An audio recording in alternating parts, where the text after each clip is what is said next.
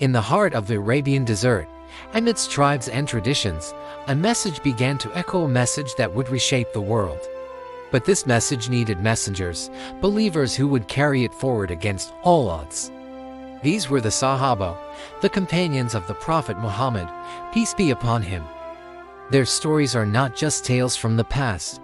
They are powerful testaments to faith, courage, and sacrifice that laid the very foundations of Islam.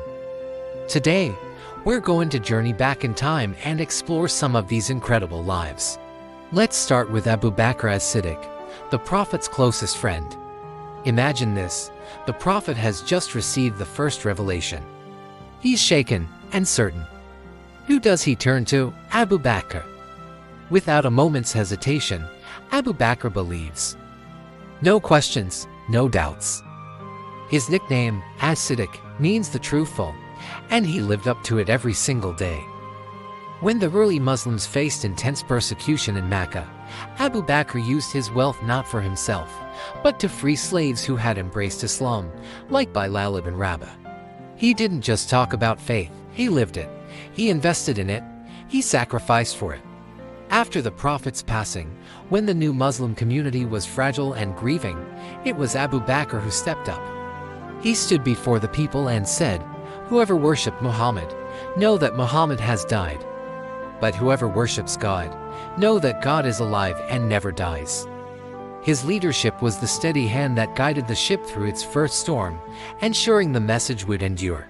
Now, let's talk about strength and justice, and for that, we look to Umar ibn al-Khattab.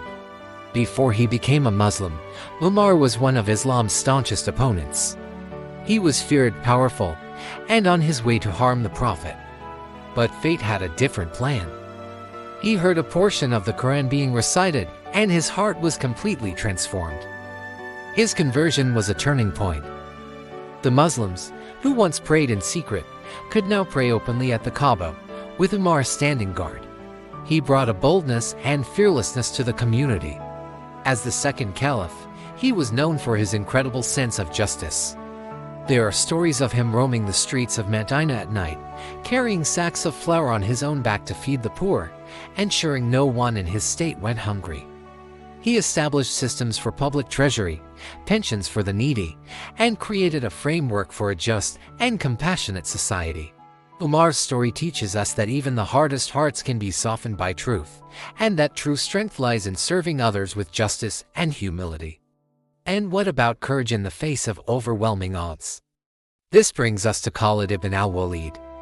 Initially, he was a brilliant military commander who fought against the Muslims. In fact, he was instrumental in the defeat of the Muslims at the Battle of Uhud. But when he embraced Islam, he dedicated his unmatched strategic genius to its cause. He was given the title Saifullah, meaning the sword of God, by the Prophet himself. Khalid led Muslim armies in over 100 battles and was never defeated. His tactics were legendary. At the Battle of Yarmouk, the Muslim army was vastly outnumbered by the Byzantine forces. It was Khalid's brilliant strategy, his ability to inspire his soldiers, and his unwavering faith in God's help that turned the tide and led to a miraculous victory. His life shows us that skills and talents, when guided by faith and a higher purpose, can achieve the impossible. He fought not for glory or conquest, but for the sake of his beliefs, showcasing a different kind of warrior, one driven by conviction.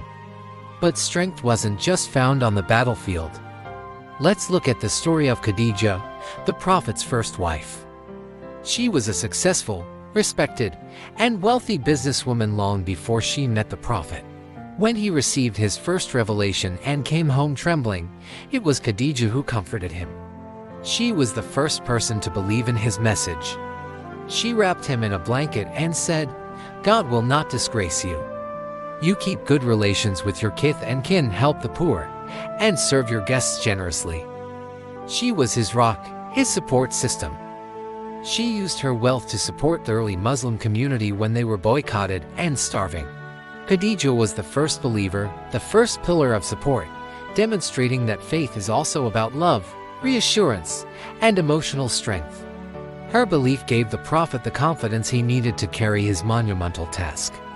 Let's not forget the youth.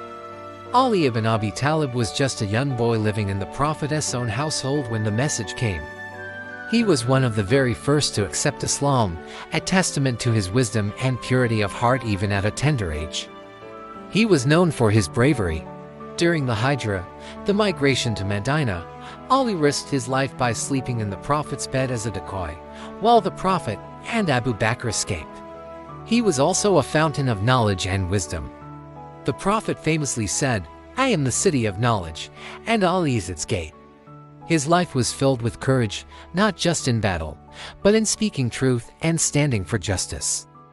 He represents the power of youthful conviction and the importance of seeking and sharing knowledge. And then there's the story of Salman al-Farisi, Salman the Persian.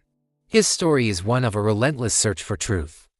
Born into a wealthy and prominent family in Persia, he was not content with the religion of his ancestors. His spiritual journey took him from Persia to Syria and across the Middle East, serving different priests and scholars, always searching for the final prophet foretold in ancient scriptures. His journey was long, difficult, and he was even sold into slavery at one point. Finally, his quest led him to Medina, where he met the Prophet Muhammad. Upon seeing him, Salman recognized the signs he had been told about and embraced Islam. It was his idea to dig a trench around Medina to defend the city from a massive invading army, a strategy unknown to the Arabs at the time, which ultimately saved the city. Salman's story is the ultimate testament to seeking truth, no matter the cost. It shows that Islam's message was universal, meant for people of all backgrounds, all races, and all nations. We also have the powerful example of Sumayya bint Kabet, the first martyr in Islam. A slave with no tribal protection, she and her family were among the earliest converts. Because of their vulnerable status, they were subjected to horrific torture to force them to renounce their faith. But Sumayya refused. Faced with unimaginable pain, her faith did not waver.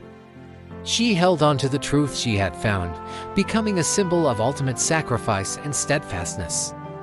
Her story is a stark reminder of the price many early Muslims paid for their beliefs, and her courage became a source of inspiration for generations to come. These are just a few drops in an ocean of incredible stories. The companions were not perfect angels, they were human beings. They had flaws, they made mistakes, but their commitment to their faith and their prophet was extraordinary. They were diverse, rich and poor, men and women, young and old, from different tribes and lands. What united them was a transformative belief that reshaped their entire lives. They built a community based on justice, compassion, equality, and unwavering faith. Their lives are the practical application of the Quranic teachings, a blueprint for character, leadership, and devotion. By studying their stories, we don't just learn about history, we learn how to live a life of purpose, how to stand for our principles, and how to build a better world. Their legacy is not just in the spread of a religion, but in the timeless values they embodied. Thank you so much for joining me on this journey into the lives of the Sahaba. I hope these stories have inspired you as much as they inspire me. If you enjoyed this video and want to learn more, please hit that like button, subscribe to the channel, and ring the bell so you don't miss our next video. Let me know in the comments which companion story resonates with you the most. Thanks for watching, and see you next time.